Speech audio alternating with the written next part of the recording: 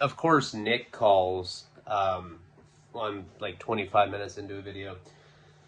I was like, fuck, I forgot to put on airplane mode. So now this is going to be 2 videos. But now, at least for people that don't like the monologue, I'm going to go straight into the story. So, we've been going for about a month. Me, JP, and Kate. Spending a lot of, like, my parents' money, a lot of Kate's parents' money, whatever.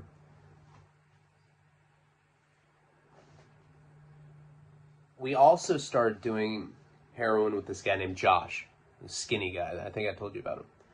He had a girlfriend. I forget what her name was. But he was kind of one of those guys that just went along with anything that we were going to do, you know? It's like, hey, man, we're going to probably go to, like, that old girls' school. And we're just going to tiptoe in their windows. And we're going to watch them change. We're going to beat off. He's like, okay. It sounds all right. You know, he's like one of those kind of guys. He had started doing heroin, too. You know? And it's weird. I haven't thought about this for a long time. I've told this story that I'm about to tell right now a million times. Hold on. Come on, Brian, get in. Come on. Oh, he's scratching on the door. All right. Sorry about that. I've told this story like a million times, and I forgot that he was actually there, but I was thinking about it because we were in a pickup truck. So somehow he had gotten strung out with us. Heroin wasn't... Okay, so the place that we're at, there's about 80 students. It's not super popular there for people to do heroin. You gotta remember, this is like most people's college. This is most people living away from their parents for the first time in their life. So there's a lot of experimentation going on. Sexually, drug-wise, whatever. It's what happens when kids are away from their parents. They experiment. Hey, man. Now that we have an apartment, let's butt fuck. You know, stuff like that. A lot of people try different drugs. Cocaine is still socially acceptable in a lot of places. That's like one of those drugs that even the college kids are like, it's not that hardcore. If they only knew that cocaine is like one of the most evil of all of them. But crystal meth and heroin tend to be demonized. So, although most of the kids at this place did drugs, heroin was like the one where they're like, I'm good. And what happened is a lot of lines started being drawn in the sand. At first it was all like fun and games. As cliche as that sounds, that's exactly what it was. We're all doing mushrooms, keg parties, drinking. Everything's good. A lot of those people that I was hanging out with, including like her roommates, remember she lived with a couple girls, they were like into underground, like counterculture stuff. So they started turning me on to Velvet Underground and Iggy Pop and Curtis Mayfield, shit like that. Everybody listened to like old Pink Floyd records on vinyl, like the more obscure stuff, Adam Hart, Mother, shit like that. Everybody kind of romanticized heroin in a way. In the abstract. It wasn't like... I was a literalist. They're like, damn, have you seen Sid and Nancy? Those guys are heroin addicts. The movie's cool. To me, I'm like, heroin's cool. Not the movie. It's like somehow I forgot that they're talking about a movie. And I think maybe I thought that my life was a movie for most of it. And that's why we're making the documentary. I almost kind of always lived my life like that. Especially in the darker times. It was like a coping mechanism. I was in prison. I was like, whatever. Brian goes to prison. It's a movie. Whatever, you know? And I try to like... not accept what was actually happening. That like I was breaking my parents' heart, shit like that. I try to look at everything as an adventure. So I thought that because all this culture, people were reading like William S. Burroughs books and, you know, listening to the Velvet Underground and stuff, that meant that heroin was okay. Like that it, you know, it was just like the other drugs or whatever. It wasn't a big deal. Even when I started snorting it, you know, and I was always one of those guys where I was like, watch, let me, watch me drink this vodka. And I'd like chug it in front of everyone. And I'd be like, yeah, look how hardcore I am. I'd like smash the bottle. And then an hour later, I'd be puking, you know, hugging the toilet, swearing that I would never do it again. I was always that guy that was like a show off with drugs and alcohol. So when I started doing heroin, I started bragging about it. I was like, yeah, I'm strung out. And I'd like open up the like bindle. I'm like, I gotta do my snort or I'm gonna be sick. I was super lame. Yeah, there's still like a morbid fascination with these people. They're like, oh wow, I've never seen heroin. That's weird. I'd snort. I'd be like, yeah, I'm totally loaded right now too. I'm gonna go in Kate's room and make some pottery. I don't give a fuck. And I'd like leave. So I became like one of those guys. It's important that you understand that, because not only did I get into like doing the drug itself, I kind of bought into the illusion of the culture or it being cool. At that point, that's when the lines in the sand started being drawn. That's when certain people are like, oh, well, those guys are like kind of hardcore. They're like going into the ghettos and buying drugs off minorities. Fuck that. I just want to listen to rap. I don't want to live rap. That's like the kind of people that I was around. Somehow this guy Josh had become a junkie with us. So now all of a sudden it was like me, her, JP, and Josh. And we just became those miserable heroin people. Now my job at the teen center started being affected pretty severely at that point. Missing entire days, the lady in the turban or whatever is getting mad at me. You know, sometimes I am dope sick. You know, I started getting dope sick now. And my physical appearance starts changing because I'm getting acne. I already had acne, but now it's like really bad. I'm not showering. You know, I'm like showing up at this place just reeking of sex and fucking Pall Malls. And she asked me a couple times, she's like, hey, are you on drugs? And I was like, I just have a bad complexion. And she didn't ask again. So what ends up happening is we develop full-blown habits at this point. And it would really suck because my parents, like I said, would be Western Unioning us money. But it was getting harder and harder to come up with excuses why I needed a bunch of money. And it got to a point where a lot of times we were just relying on that $80 stipend check. You know, there's 4 of us. So, you know, that's $320 that we could get. And at this point, we're getting like quarter ounces of heroin. We're getting bundles, stuff like that. I mean, we're just like figuring out the smartest way to like pull our money together to make it happen. A reoccurring theme in my life that would get me in a lot of trouble later. At that point, I'd learned that the blacks burn you out there.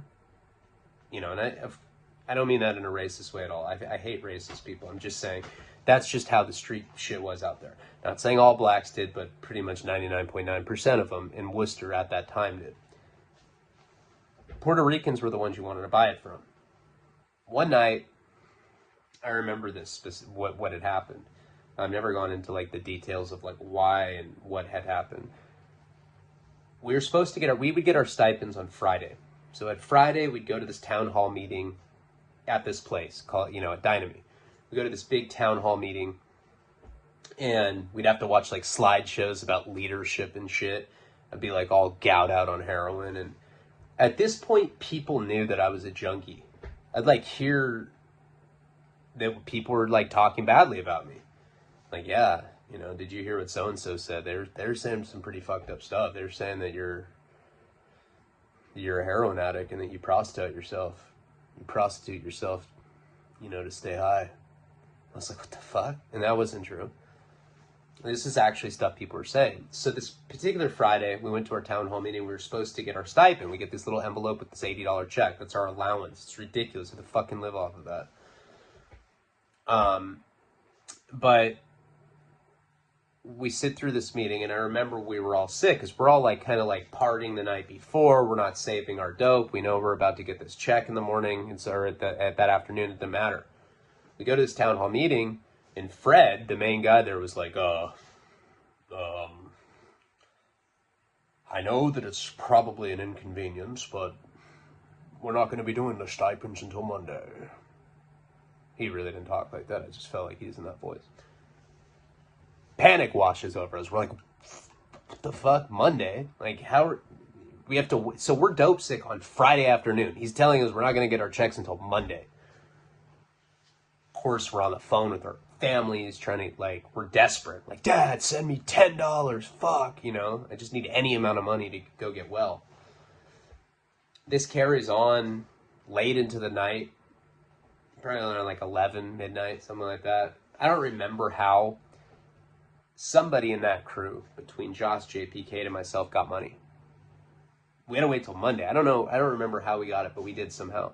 I don't think anybody stole it. I think somebody got it from their family. So we pile into Josh's truck. He had this pickup truck. Impressionable Josh. He wore Air Force 2s.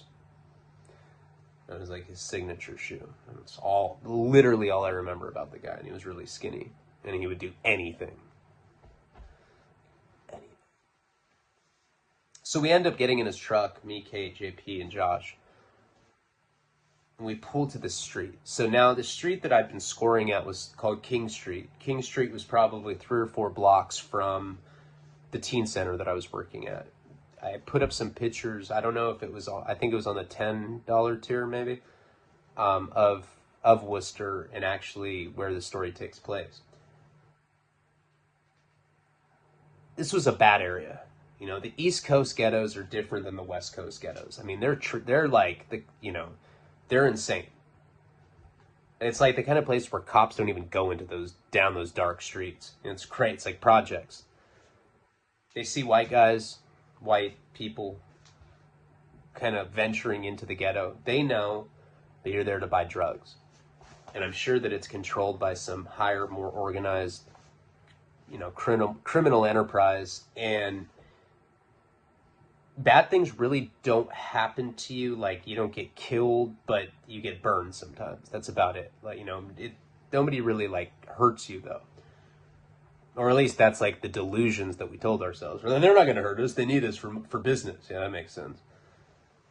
So we end up pulling up to King Street. And, just to give you an idea of, like, what kind of place it was, like, you'd see... Yeah, it's the kind of place where people are holding their hands over burning trash cans, shit like that. You're seeing people smoking crack everywhere. I mean, they're like, the ghettos are everywhere. Skid Row's like that. Tenderloin's like that. All over the country it's like that. We pull up, and usually this place is flooded. It's usually there's a bunch of Puerto Rican dudes. You go up to them, you ask them for boy. That's what they call heroin out there. And you can get it. You can get the bags, you can get the bundles. I think we had $80, if I remember correctly. And that would give us 10 bags. At this point, we're all doing 2 bags a day. So at least, that's always the thing with a heroin addict, fuck it. Do this right now, we'll figure it out tomorrow.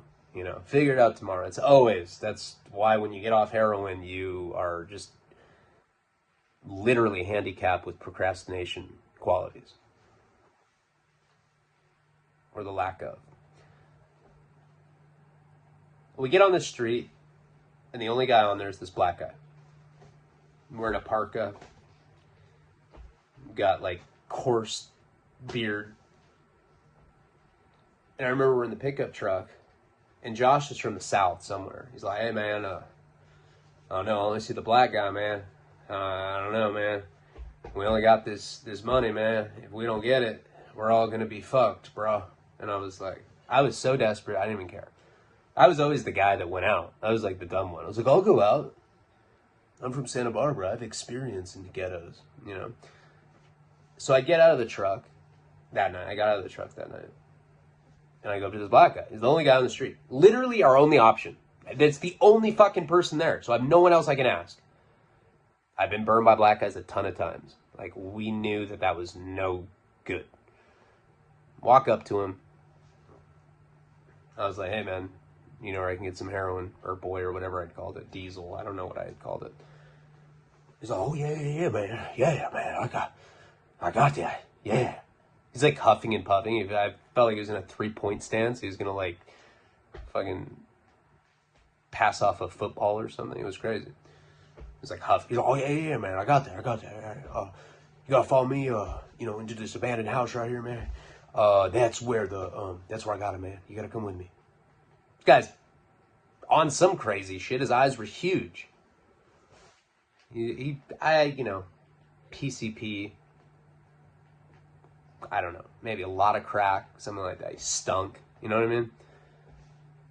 Like, I could smell him through his parka. I was like, and then when you're dope sick, your smells are just amplified by like a fucking million. You could literally smell someone's asshole. You get like these super junky scent powers. So he has me follow him into this abandoned house. The windows had been replaced with pieces of plywood. It had graffiti all over it. I mean, this was the grimiest abandoned house ever. It looks like I was on a set of a fucking movie or something that takes place in the hood. I walk with him inside the house, and there's a stairwell. We go to the stairwell. He goes, let me get the money. Pull out the money. And he pulls a gun on me. He's like, use a cop. I wish I could be like, hey man, that gun don't scare me, bitch. Put that down and let's fight like fucking men. That's not what happened though. I started crying. I was like, I'm a college kid. Actually, I don't even think I said that. I think I was like, I'm in an internship program taking a year off before I go to college. Said some shit that was even more confusing, just to like make him hate me even more. He's like, use a cop. I want to see you get high. I want to see you do it in front of me. I was like, I can do that. So he takes out this bundle. He takes out a worn syringe. The numbers have been checkered off. I mean, we're talking about AIDS-infested Boston. I never shot up anything in my life. I was scared of needles. The kind of guy that, like, when I'd go to get my blood drawn, I'd be freaked out. I'd, like, mentally prepare for days before I could do stuff like that. I was like, hey, I've never shot it. I stored it. Let me snort it. He's like, use a cop! And I'm, tears are streaming down my face. So he ends up cooking it up for me. I puts the gun in his lap, cooks it up on a cooker, if I remember correctly. He draws it up. He's like, give me arm. I was like, I put my arm out. And he shot me up for the first time. So I literally shot up for the first time with a gun to my face. People always say that. They're like, nobody put a gun to your head and made you do it. I was like, well, that's actually exactly what the fuck happened. So I don't know what you're talking about. Huh? I was doing it before that. But I wasn't shooting it. I really did. The first time I shot it, someone did put a gun to my head and make me do it. And he gave me the bundle. Now, first time heroin was injected into me, it was that moment that I hear people talk about at AA meetings all the time. I'd always go to these AA meetings or whatever. This is when I was 15, and they'd make us, when we were at these programs, they'd bring in like some outside, alcoholic. He's like, I was a pirate for 17 years, and now I'm not. But I'm sober now. He had like a parrot on his fucking shoulder. I'm like, geez. Guys would always talk about, or men and women would always talk about the fact that the first time they had a drink, that all of a sudden, everything in their life just made sense out of nowhere.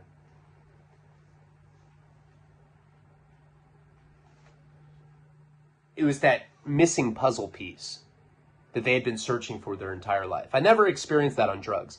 Came close on cocaine. First time I did cocaine was like the first time I came. Very similar. I tried heroin before. I was addicted to it at this point in my life, snorting it. I'd been addicted to smoking it. But this added like a different dimension to it. And it was what I'd been looking for. The whole time, every drug that I put in my system, every drug I tried, I was looking for what I got the first time I shot heroin. The way that my brain works, it's like a bunch of voices screaming. And it's usually you guys know, it's the same shit. But fuck him! But fuck him! And I'm like, shut up. I just wanted to stop. It's like there's these racing thoughts that are screaming. Shooting heroin was the first time that it just shut them the fuck up altogether. It just was like, I finally don't have to hear these voices, you know? These screaming, racing thoughts. And that's exactly what it did for me. I don't know, why that guy did that. Looking back, maybe he was trying to get me more strung out. He knew that I was green, and he was trying to, literally get me more strung out. And because he I ended up, that guy became my drug dealer after that, for a while. After that guy shot me up, I think he gave me his number or whatever it was. He gave me the bundle, and I walked back to the truck. Now, I've been getting high with this group of people for a while. I'm literally like this. I look like the guy from Goonies. They thought I got beat up. They're like, dude, are you all right? What happened to your face? And I'm like, oh, no, man. I'm just tired. And I got in the truck, and they didn't accuse me of being high, And we ended up going back to Kate's apartment. They were all snorting, the heroin right when we got it. And we get back to Kate's apartment, and I remember I'd never been that high in my entire life. It was the kind of thing where I'd nod out, and then I'd come to and say random shit. I'd be like, I always wanted one of the Dr. Seuss hats because I think that would kind of make me look smarter. People are like, huh? You always say completely random things because in your mind you're literally transported to another place. And then when you come back to consciousness, you say random shit. It's very common with heroin addicts. If you're high enough. I'd never been like this. I was probably close to dying. And I loved it. I remember I was on the phone with my mom and dad that night. And I was talking to them. Who knows what we were talking about. All I remember is talking to them. This was on an old rotary landline phone. But it was attached to the wall. So you had to spin the fucking wheel or whatever to make calls. And I was talking to them with the cord dangling out of the thing. And I woke up 2 hours later and I just heard the dial tone. And I was laying like that, and I'd completely passed out. I'd fainted on the phone. I have no idea what happened, but I was in the middle of the floor. And they didn't know that that's what I had done. They didn't know I shot up. I didn't want to tell them. I didn't want to tell them because I was scared that I just got AIDS. I was like, fuck, I don't want anyone to know about this, I'll just never get I'll just act like it never happened, That was my whole thing. After that needle went in me the first time, now the obsession comes. Now I'm obsessed with it. Now all I want to do is shoot heroin. That's it. I almost felt like I wanted to call my parents. I felt like I was coming out or something. Mom, Dad, shot heroin for the first time last night, and I've decided that's what I want to do with my life. I didn't make that call, but that's exactly what happened. So I became a full fucking blown junkie at that point. I started going to the ghettos by myself because remember, now I'm still working at this teen center, hanging on by a thread. My boss doesn't like me. I'm late all the time. Now I'm getting more and more strung out on heroin. And these people know. The kids at the teen center, they knew that I was fucked up. I mean, a lot of them came from homes where heroin was a big part of their home life, unfortunately.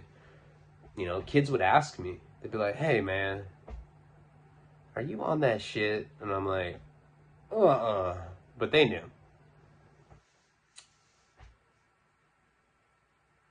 So what I would do is after work, I would venture back into the ghettos, back up to King Street.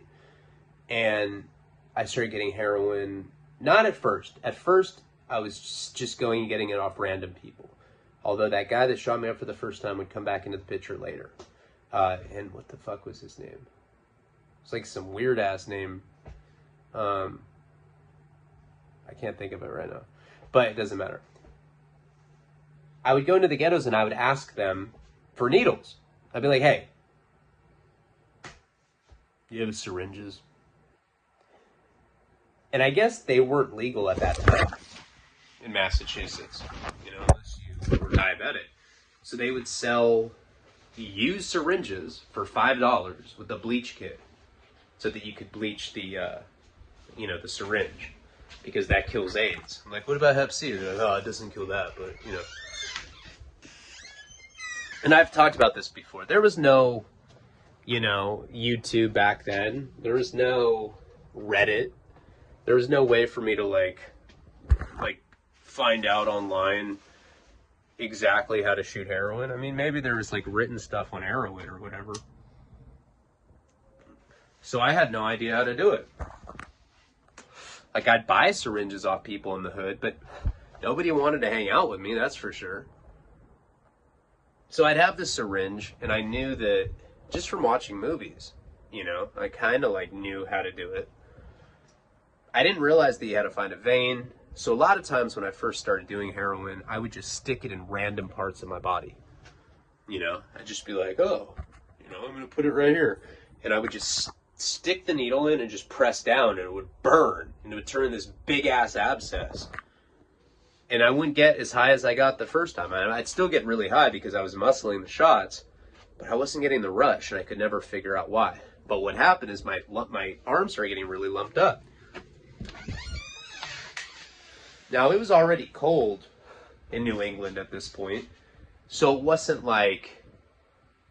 unusual for me to always be wearing long sleeve shirts. See, in California, when you're a junkie, when it's not cold, it's kind of weird when you're wearing long shirts all the time, long sleeve shirts. Out there it was normal. So I started shooting it, and I didn't get better at it. It's still, I would just buy the heroin, I'd draw it up in the syringe, and I just stick it in random parts of my arm, and then a big ass abscess lump would form. Kate was not shooting it. Nobody knew that I did it. It was my I didn't even tell JP, even though he was a former IV drug user. Another reason I didn't tell him is because I had lied to him and told him that I was. So I didn't want to sound like a pussy. I didn't want to be like, hey man, I lied, can you teach me how to do this? So I never let him know either. Around that time, my parents came to visit. I hadn't seen my parents in a couple months. And Kate and I were fully strung out at that point. They took us out for lobster. They loved her. It was my first real girlfriend that I introduced my family to. And they were just really happy for me. They had no idea that she was snorting rails of heroin in the bathroom before that dinner. And of course, her and I are in such blissful heroin. We're just yeah, we love each other. And my parents oh my God, that's so cute. They thought that we were blissed out in love. They didn't realize that we were blissed out on heroin. So they were really happy. And, of course, I want to make them happy. I'm their only child. So it always makes me feel good when I do. One day, after they'd come to visit, I'm shooting up, and I would take my belt off and tie it around my arm. Not because I was looking for a vein, just because I saw it in movies. I was like, this is what junkies do. And I'm biting it with my teeth. So it looks really junkied out. And she walks in the bathroom. I left the door unlocked, and she walks in and she's just and I look up, I'm I was busted. I was please don't be mad. She's I want to do it too. And so I ended up shooting her up. Again, I didn't know how to do it, so I just stuck it in her arm and pressed the plunger down. It wasn't until we let JP know, because she's I don't think that we're doing it right. It fucking hurts every time. Why don't we ask JP? He knows. So finally, one day I was hey man, he's strung out. He's snorting it at that point. I was hey. I got a syringe. I have never seen somebody turn into a, like, remember I told you it was like that when he snorted it for the first time? When I gave him the needle, he was like, dude, he like grabbed it from me and he like ripped off the plunger and he like stirred it up. He did a shot in like 30 seconds, did it, it was done. He was like, oh. I was like, Jesus Christ. It was like a Tasmanian devil, like, I don't know. No, what I meant by that. So he taught us how to shoot up. Now at this point, this is the major turning point. This was when things really started going downhill for us. Badly. As soon as he taught us how to do it, and now I'm actually getting rushes, and like I know how to use syringes, and I start learning all about it. If I didn't care about the teen center before, I didn't give a fuck at this point. I didn't care. You know, I was like almost, I was possessed by the heroin addiction. So what happened is this. I don't know if I've ever told this story. I may have. This is pretty funny shit though. So it comes time for, I'm still there, whatever. And excuse me if the chronology is messed up. I don't remember exactly, but at a certain point, I know that we were already strung out at that point, like shooting it. Kate's like, kind of want you to meet my fam. I was like, really? Okay, yeah, I'm down. She's like, okay, they lived in this place called Longmeadow, Massachusetts, which is right next to Springfield. It's kind of by Hartford, Connecticut. Thanksgiving was coming up. Now, everybody at this program, for the most part, I'd say about 90% of the kids were local. I had nowhere to go.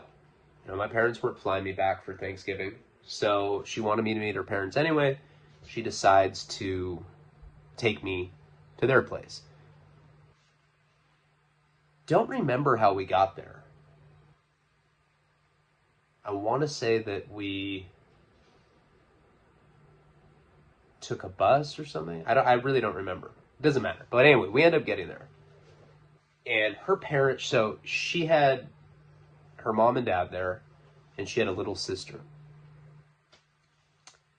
Her parents were like super, super conservative.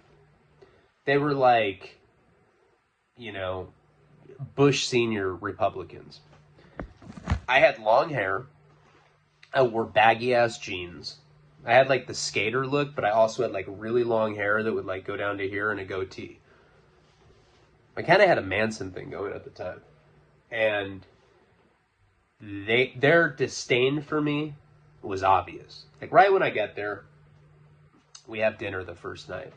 Now, Thanksgiving is coming up in like a couple days, 2-3 days. We brought heroin up there. I don't remember how much, but we brought enough. So we're shooting heroin on the low at her parents' house. And I sat down and I ate dinner with them. And they start asking me, you know, the typical questions. So, Ryan, where'd you grow up? You know, they're asking me questions, but they're really interrogating me. It really translates to, you are fucking our daughter and we want to know who you are. So they're asking me a question about where I grew up, and they're asking me what I want to do. Like, you know, what do you want to do with your life? I didn't have any answers, you know? I mean, I didn't know what I wanted to do with my life. If I was being honest, I would have been like, I just shot heroin about a month ago, and I fucking love it. That's all I want to do now. So what? Piece of shit. So what? So when they would ask me questions like that, like, so what do you want to do for with your life? I'd be like, nothing. You know, like, I wasn't even trying to sound like a punk-ass, you know, teenager, but that's how it's coming across. Very quickly, I was like looking at Kate the whole time. She's like eating a salad and she just keeps giving me these looks like, wow, you're blowing it. I was like, why don't you tell me a little bit about you? He's like, well, I'm an attorney. I've represented the mafia. That was his thing. He always used to tell me that he was the attorney for the mafia. I doubt that. And I was like, really? There's still a mafia? He's like, oh yeah. Oh yeah, there is. And he was one of these guys that was like trying to act all tough. He was a lot taller than me, glasses, gray hair, whatever. I could tell he didn't like me. We had this conversation about the mafia or whatever. That night, we were staying in their basement. I remember that night, we watched that movie Gia, where Angelina Jolie plays a supermodel who becomes a heroin addict and ends up getting AIDS and dying. The next morning, we had to, I don't remember what we were doing, but we were going over to somebody's house or something. So I had to take a shower upstairs. And I remember opening the medicine cabinet, which, I had a bad habit of doing. And I end up finding a bottle of Oxycontin 80s, which was like score. I was like, yeah, I didn't even know what they were. And I ended up finding Xanax bars. Plus, I think some Valiums, some others. There was a bunch of good pills. And, what you're supposed to do in a situation like that is take a few so that they don't notice they're missing. But I took all of the bottles. Which was good too, because at a certain point we ran out of heroin. I think the end of the second day. And she was panicking. She's like, I don't know what we're going to do. I was like, I do. We got oxys. She's like, oh my God, you're so fucking good. Let's have sex. She really talked like that. So that second day we kind of went over to their friends' houses, and I was meeting different people. All of these people were East Coast people. They're all East Coast preppy Republican people. Not very different than the kind of people that I grew up around. Whatever, I was just kind of being quiet, whatever. That was the second day. And at that point we started dipping into the Oxycontin, and I started eating benzos. Now I didn't have a lot of experience with benzos. I didn't realize that if you take a handful of Xanax bars, that you were going to pretty much be comatose, and you were going to be belligerent, and you weren't going to remember it. I did that. We were already taking the oxys, and we were snorting them, and I didn't know you could shoot them, but we were snorting these oxys, and we were getting high off them. The day of Thanksgiving, the third day, this is how stupid I am. I'm like, all right, I'm just going to take a handful of pills now so I don't have to be popping them later. That was my logic. I'm like, well, if I take 4 Xanax now, and if I take a couple Oxy 80s now, then I won't have to do them later, and I'll be fine. Nobody will notice me taking them. I could have just taken them in a bathroom or something. So I took a handful of these pills, and we end up going to, to her I don't know, her cousin's house, her aunt and uncle's house. And we get there, and her cousin's definitely some delinquent. He's probably 21 or something. And he looks at me, he's like, hey fool, you smoke trees? Now, I'd just taken this handful of pills. They had not kicked in yet. I was like, yeah. So we end up leaving, and we go and we smoke a blunt. We go for a drive around the neighborhood or something. We smoke a blunt. It's kind of awkward because Kate didn't come with me, and he was being kind of perverted with me. He's like, so you're boning my little cousin Kate, huh? Is that a good piece of ass or what, bro? I've always wondered, you know what I'm saying? And I'm stoned, so I'm just like, huh? Yeah, bro. Bomb. He's like, I knew it. I fucking knew it. It's shaking, So we ended up getting back to this house. So now, while I left to smoke a blunt with Kate's cousin, I didn't realize that, there was going to be 70 people there when I got back. They had combined 4 different living room tables together. There was an army of her extended family. I was like, right as we get back to her place and I'm seeing all this, the Xanax is kicking in. I'm like, and I had really no experience with it. I think I'd taken Valium and stuff in high school, but I didn't know a lot about Xanax yet. And I'm very, very stoned, and I'm very high off the Oxy 80s anyway. And I'm just like, and Kate's like, hey, what did you do? I was like, oh no, I just smoked a blunt. She's like, you look way worse than that. They're gonna be furious. I was like, all right, I think I can be cool. I just won't talk. She's like, okay. So we end up going and we sit on this table. Now, whole family comes in there. They're all talking about, you know, whatever the fuck they're talking about. Yeah, goddamn welfare recipients, fucking. I think we should just kill them. Oh, yeah, me too. How's that Ponzi scheme going that you're doing? Oh, decent. Right on, brother, right on. Shit like that, whatever. So I'm at this table, and everybody comes and sits down. There's probably, when I said 70, that's probably a bit of an exaggeration. Probably 30 or 40 people. Still quite a bit. And they're doing grace. I'm not religious, you know? Or I wasn't then. I mean, I believe in God now, but I don't subscribe to any sort of organized religion, but whatever. Back then I didn't. Back then I was like totally anti that. And I remember like looking, and there, you know, I think it was her dad. He's like, all right, so who should I choose to deliver God's word? Ryan.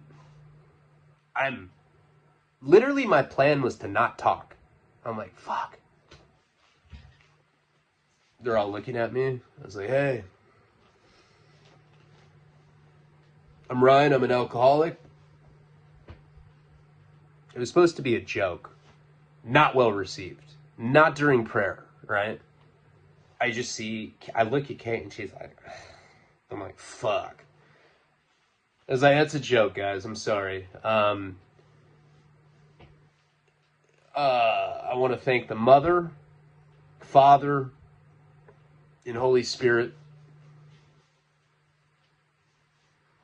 Amen. Now, one person looked happy in that room. Every single person thought that I was making a mockery out of their fucking grace thing.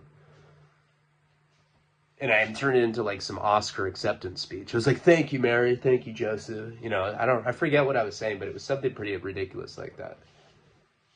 Right off the bat, that entire room of people looked at me like I was the biggest scumbag they've ever seen. Like, I was getting increasingly more fucked up on the pills. I was like, and I remember like looking at the food and like trying, it was the kind of thing where like I had to like close one eye to kind of like balance my equilibrium. But then I started like kind of like falling like a plane that's like about to crash. I'd be like going dangerously close to the food. And Kate's just like, keep your head up, please. You look so wasted. And I was like, boom. And I swear to God, on everything that's important to me, everything, my family, everything, I swear, I nodded right out into the food. Bam! And once I hit,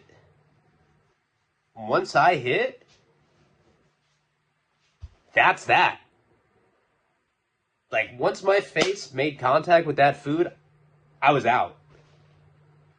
And I remember kind of like people were trying to like wake me up. Finally, her cousin was the one that got me out of there. He's like, come on, man. And I'm like, oh.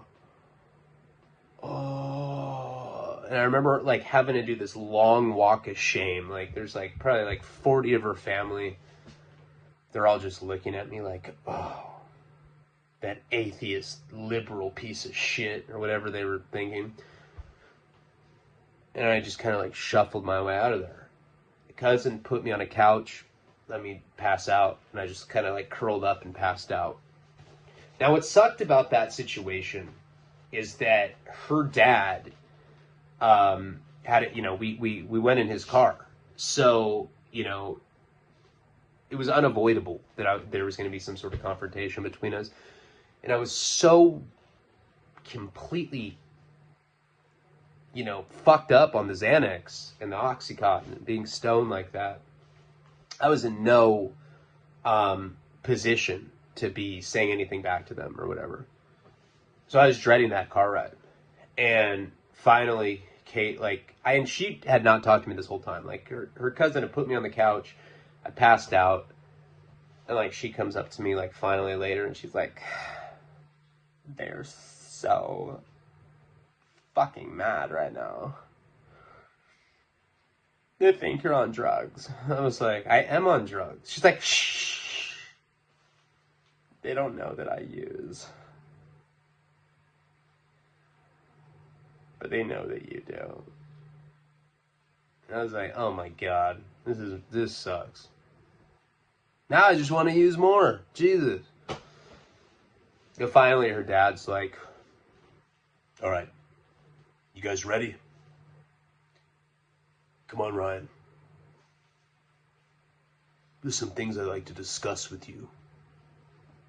The whole family did that sour ass face, like Bill Cosby gelatin shit that they did. So I ended up getting in the back seat of this car, and I was just like, God, I was like defeated. I didn't want to say anything to him. And he's driving, not saying anything. Right? Kate's in the back seat, she's like holding my hand, like, we're gonna be fine. I'm like, all right. Mom just has her head like tilted against the window. And now let me tell you something. In all my experience being a fuck up, when you have a woman putting her head against the glass, all bad. Every time. It's all bad.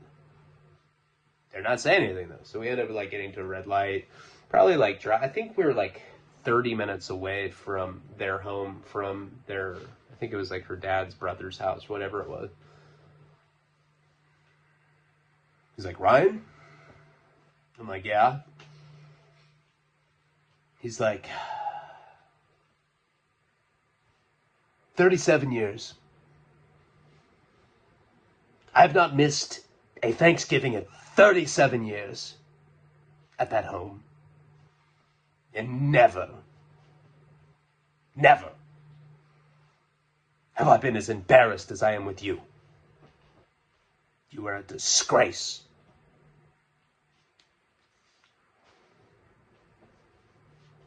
I'm looking at Kate. She's like, I'm like, yeah, so? I swear that's what, not even joking, that's what I said. And he's like, you know, it's one of those things where he just had a complete, he's like, oh, there's so, he's like just saying all this incomprehensible shit that I don't even know what he was saying. He was mad. He's like, oh, that's fucking wretch.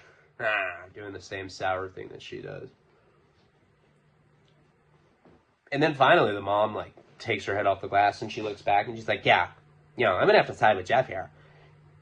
You're like a fucking asshole in there, okay? You made a joke out of the God's word. You're obviously on pot. Okay?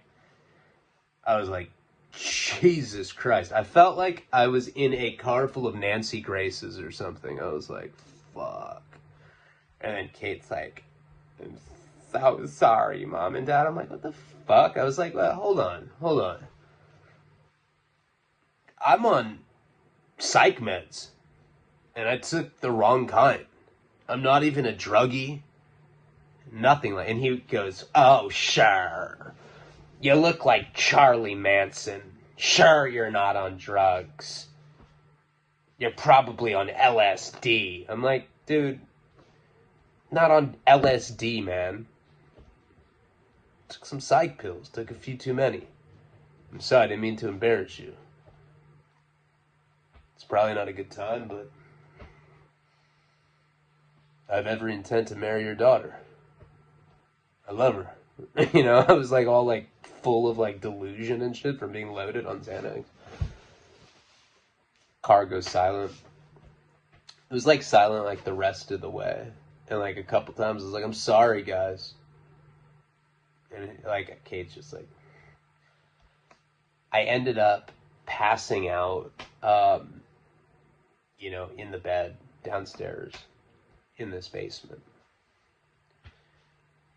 I woke up the next day feeling horrible, feeling hungover. Now, I did remember most of it, you know. There's parts that I don't remember, like, after that car ride really went down. To this day, I don't remember. And And I didn't remember right there and then, freshly after it happened. But, you know, she was mad at me the next morning when I woke up. And she was basically telling me that her dad knew that I was on drugs and that he was mad and that he wanted me to leave prematurely. You know, we were supposed to be there. I think we were supposed to be there another day. And I was like, I guess you're not going to go with me then. She's like, of course I'm going to go with you. She's like, I love you. You know, so she actually ended up being pretty solid and choosing to go back with me, even though she could have stayed with her family for an extra day. So that was my first encounter with them. They never found out, or I don't think, at least we never got confronted about the pharmaceutical drugs that I had stolen. But really, I made a complete joke out of their Thanksgiving. I'm sure that family talks about me nodding out in their like mashed potatoes and turkey and gravy and all that shit to this day. You know, me like making a joke out of the me saying grace, all of that. I mean, who knows? I know that they hate me. That girl, I've talked about it before, and we're gonna get through this whole story. Maybe I'll just save it for a different time, but I will say this. I haven't talked to her since 2003. No. No, 2005. When I got out of the feds the first time, I hit her up. I found her on Facebook. And she looked the same. She was like in her profile, but she had like sunglasses on. She had like a profile frame around her. I stand Planned Parenthood or whatever it was. God, I sound like such a piece of shit, don't I? Sorry. And I ended up messaging her, and I was like, hey, you look the exact same, is what I said. Instantly blocked. That was in 2013, right when I got out of the feds. Then, a couple years go by, and I got kicked out of rehab. This is around the time that I was living with that tranny in San Diego when I ran away with that girl, Haley. I should have her on the show. That would be an interesting guest. She's just a Facebook friend of mine. I'm sure I could get her. She doesn't give a fuck either. She'd probably do it. She right when that was going on, I got kicked out of a rehab. And I remember I was at my buddy Preston's house, and I was tweaking. I was on meth. And I started thinking about her. I was like, I wonder what she's doing. I was like, salivating. It was like tweaker jizz venom coming out of the corner of my mouth or whatever. And I decided to reach out to her little sister. So because she had blocked me a long, long time ago. So I reached out to her little sister, and I sent her this long-ass, twacked out, like, hey, of course I was like, hey, I'm in the program now. I'm making amends, and you, babe, are the first one that popped up on my list. I was like trying to spit recovery game. Instantly blocked. Haven't talked to any of them for quite some time. I haven't looked into them, though, either. I mean, I've been with Karina 4 years, and that time I don't give a shit. She's dead to me. And it was never about, because I still had any feelings or anything. It was always just out of curiosity, what happened. And there is a part of me, as I said, when I talked about, the top things that I regretted in my life. And you'll hear, because I'm going to go into great detail about our relationship, because our relationship was out of fucking control. That was a gnarly one. I'll get into it later, but you'll see how badly I treated her, the things that I put her through. Homelessness, abortion. We both got domestics on each other. I never hit her. She broke my nose, though. And of course I did a year in jail. She did nothing. Her case got thrown out. That's just how it is. But I do feel like at some point in my life, I want to make amends with her and make things right. And sorry for not ending on a cliffhanger. Trust me, there's plenty of them in this storyline. We're just not landing on them, and I don't want to just make one And then I opened up the door, and you'll know, oh my God, you'll never guess who I saw. All right, well, we'll go over that in the next video. I don't want to do that. Thank you guys for checking me out. You probably got some bonus time because the first one was 25 minutes. Now this one's 55 minutes. I certainly appreciate you guys, and I'm going to make an effort to really bring even more content to the table. Palabra.